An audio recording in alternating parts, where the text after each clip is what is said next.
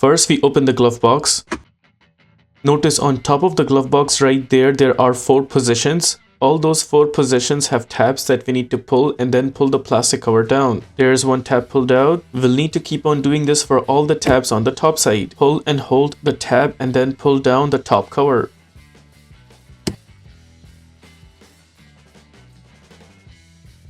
Once the top part is pulled down, then we will completely take out the plastic cover. Right behind the plastic cover there you would notice the location for the cabin air filter. It has 2 tabs. We press the tab on the left side first. Once the left tab is pulled, then we will pull out the right side tab.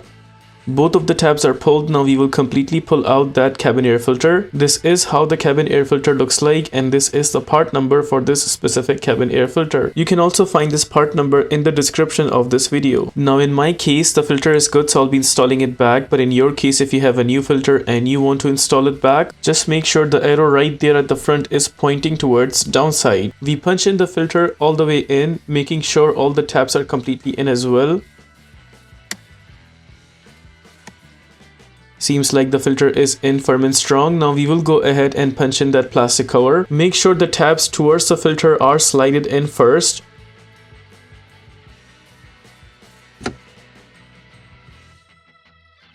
There we got the filter side tabs slided in. Now we will just punch in the top side tabs one by one.